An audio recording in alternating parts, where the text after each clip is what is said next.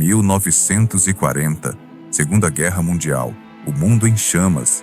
Enquanto a humanidade se destruía lá fora, dentro do Vaticano, algo diferente estava acontecendo. O Papa Pio XII deu uma ordem, secreta, urgente, sem explicação oficial. Escavém.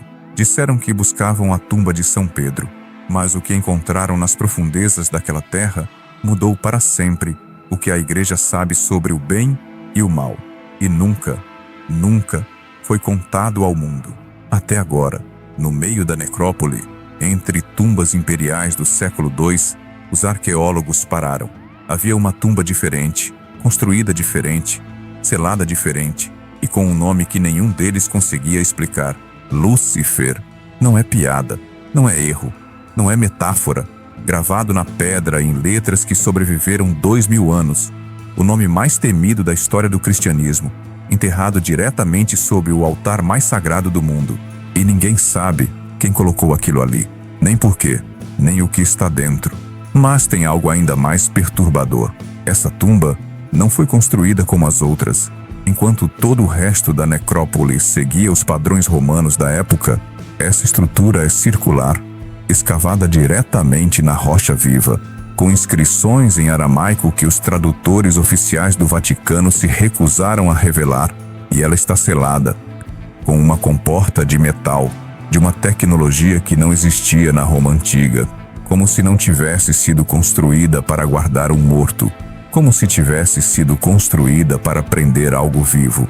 Os arquivos apostólicos vaticanos guardam quilômetros de documentos, do século VII até hoje, 60 pesquisadores por dia no máximo, credenciais impecáveis obrigatórias e uma ala inteira que permanece classificada para sempre. Dentro dessa ala existe uma seção que pouquíssimos sabem que existe, internamente chamada de Haereticus Maximus, as heresias máximas, documentos tão explosivos para a doutrina católica que apenas 3 pessoas no mundo podem lê-los: o Papa, o prefeito dos arquivos e um tradutor sem nome, conhecido apenas como o Silencioso. É lá que está guardado um manuscrito do século VI, escrito por um cardeal cujo nome foi apagado de todos os registros. O título do documento: Angelus Subterraneus, o anjo subterrâneo. Esse manuscrito conta o que os primeiros construtores cristãos da basílica encontraram quando começaram a escavar aquela terra. Restos de um ritual pagão antigo, um selo, uma prisão, e dentro dela, um ser. O cardeal o descreve como um anjo de luz corrompida, asas que se abriam pelas sombras, olhos como brasas acesas no escuro. Mas o detalhe que fez aquele homem tremer ao escrever cada palavra foi outro.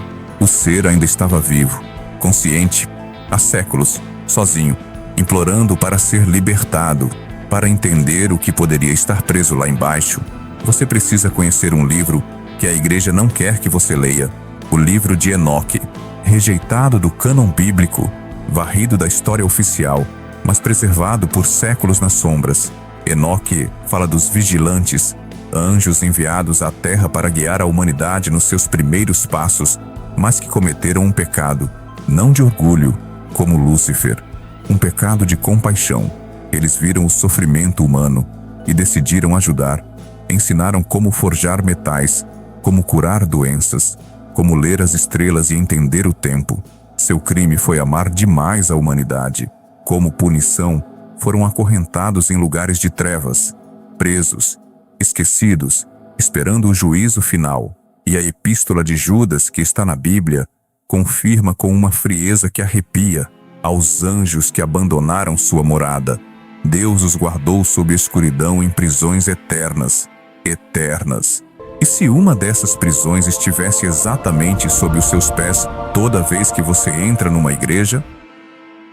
2003, Roma. Um jovem arquivista chamado Padre Antônio catalogava manuscritos do Renascimento, quando encontrou algo que não deveria estar ali. Uma carta de um cardeal do século X que mencionava casualmente o anjo sob a terra e fazia referência a um objeto, a clavis abisse, a chave do abismo. Antônio não conseguiu parar. Semanas de investigação secreta, referências cruzadas em documentos de séculos diferentes, todos apontando para a mesma coisa: uma câmara selada sob a basílica e uma chave que mantinha o selo intacto. Essa chave estava nos inventários do Vaticano, catalogada como artefato cerimonial de origem desconhecida, uma máscara de bronze antiga com inscrições em hebraico e aramaico. Antônio sabia onde ela estava e sabia onde ficava a câmara. Madrugada do 15 de outubro de 2003, Antônio entrou nas criptas sob São Pedro enquanto o mundo dormia. Passou por uma tapeçaria com as chaves de São Pedro. Encontrou a entrada oculta exatamente onde os manuscritos antigos diziam que estaria. A câmara era circular, esculpida em rocha viva, com um altar de granito negro no centro, e sobre o altar, a máscara de bronze. As paredes tinham inscrições. Antônio as leu, em latim, em grego, em aramaico, todas dizendo a mesma coisa, em 3 idiomas, como se os construtores quisessem ter certeza absoluta de que ninguém ignoraria o aviso. Não desperte o que dorme na escuridão. Antônio respirou fundo e levantou a máscara.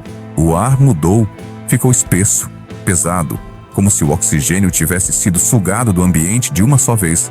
E então apareceu uma figura de luz, alta, com asas que tocavam as 2 paredes ao mesmo tempo, olhos como brasas, mas sem raiva, sem ameaça.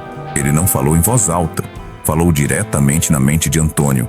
Se chamava Sariel, um dos vigilantes, acorrentado sob aquele chão por mais de 1500 anos, desde antes da primeira pedra da basílica ser colocada.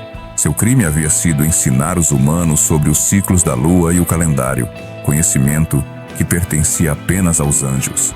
Sariel pediu para ser libertado, não por vingança, mas porque o tempo do juízo final se aproximava, e sua libertação estava nas profecias. Antônio olhou para as paredes, para o aviso gravado em 3 idiomas, e tomou uma decisão.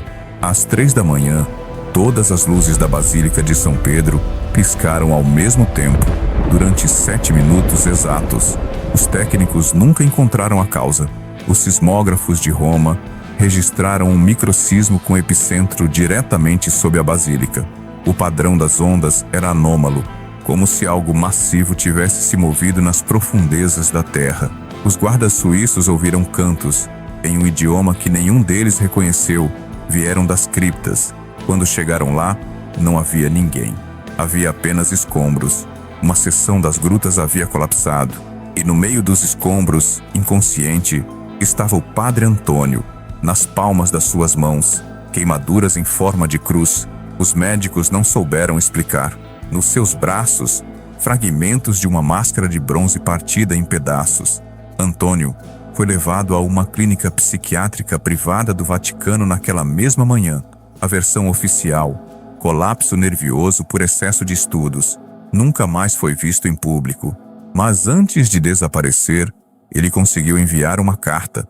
Nela, Antônio escrevia que havia quebrado os selos por escolha, não por acidente, não por loucura, por consciência, porque para ele, manter um anjo compassivo acorrentado por 1500 anos era um pecado maior do que qualquer desobediência.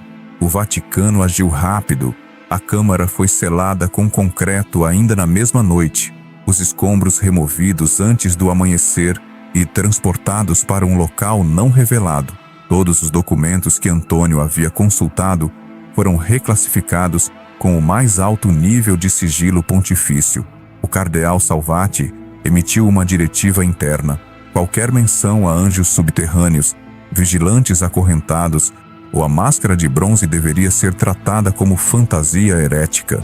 Nos meses seguintes, vários membros do clero vaticano pediram transferência. Citaram perturbação espiritual, perda da fé. Não quiseram dar mais detalhes. Em Roma, começaram a surgir relatos de aparições luminosas, figuras altas com asas que apareciam por segundos e desapareciam. A igreja nunca investigou. Hoje, a tumba Lúcifer ainda aparece nos mapas oficiais da necrópole vaticana, mas o acesso está completamente bloqueado. Os arqueólogos que entram precisam assinar termos de confidencialidade. Os tours públicos evitam aquela ala com uma precisão cirúrgica. E os guias têm uma resposta pronta para quem pergunta. Era só um nome comum romano. Em 2018, um funcionário de manutenção ouviu vozes naquela área. Foi transferido no dia seguinte.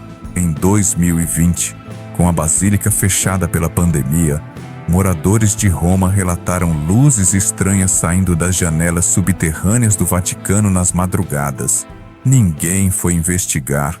Então, fica a pergunta: por que construir o centro do cristianismo exatamente sobre a prisão de um ser que foi punido por amar demais a humanidade? Se Sariel foi libertado naquela madrugada de 2003, onde ele está agora? O que ele está fazendo? E quantos outros como ele ainda estão esperando, nas profundezas de outras cidades sagradas? Que alguém encontre a chave e faça a mesma escolha que o padre Antônio fez? A diferença entre um santo e um herege é apenas o lado da história que você decide acreditar. Da próxima vez que você entrar em uma igreja antiga, olhe para o chão e pergunte-se o que pode estar lá embaixo e quem decidiu que você nunca deveria saber. Se você chegou até aqui, você é exatamente o tipo de pessoa que esse canal foi feito para alcançar. Alguém que não aceita a versão oficial. Alguém que quer ir mais fundo. Então faz uma coisa por mim. Deixa o like agora. Não pelo algoritmo, mas porque esse conteúdo levou tempo, pesquisa e coragem para ser contado. E o seu like é o que mantém essa chama acesa. E se inscreve no canal, porque essa foi apenas uma das histórias que o mundo tenta enterrar. Tem muito mais vindo por aí.